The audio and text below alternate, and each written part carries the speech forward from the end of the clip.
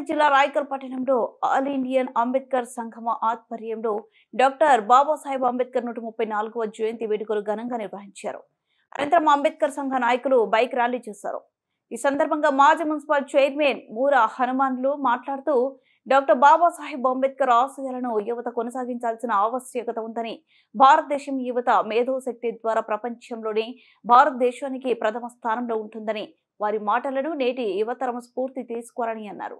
ఈ కార్యక్రమంలో మాజీ municipal vice chairperson Gandra Ramadevi, BJP Mahila Morcha జిల్లా అధ్యక్షులు సురతారి భాగ్యలక్ష్మి, అంబేద్కర్ సంఘ నాయకులు శంకరి గంగాధర్, కాయితీ శంకర్, గుర్రం రత్నాకర్, మారంపల్లి రాజేష్, పుర్రే శ్రీనివాస్, కోడిపల్లి ఆంజనేయులు, చెలిమేల మల్లేశం, బన్నా సంజీవ్, వేల్పుల గంగరాజం, నేరాటి శ్రీనివాస్ తదితరులు పాల్గొన్నారు.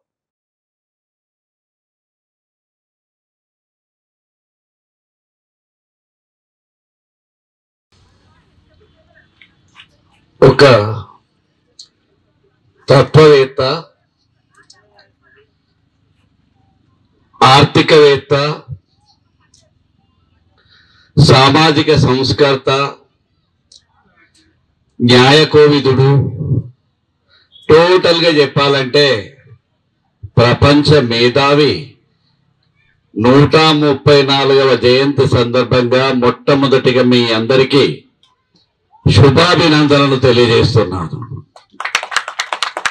మరి ఈ సందర్భంగా ఏర్పాటు చేసినటువంటి ఈ సమావేశ అధ్యక్షులు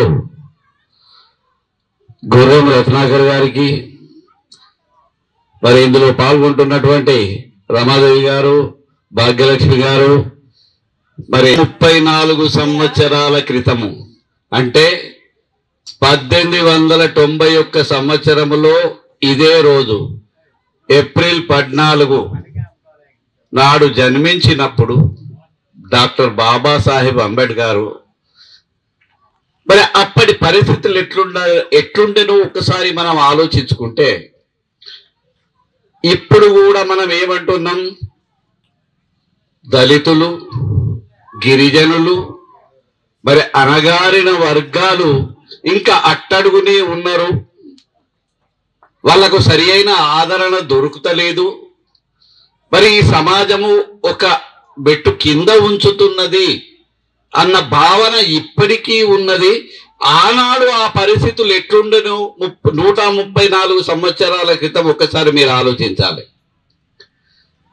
ప్రాథమిక విద్య అభ్యసించేటప్పుడు మావనే పట్టణంలో వాళ్ళ తండ్రి గారు ఎక్కడైతే మధ్యప్రదేశ్లో పనిచేస్తుండేనో తన తట్టుబొంత తన తీసుకుపోయి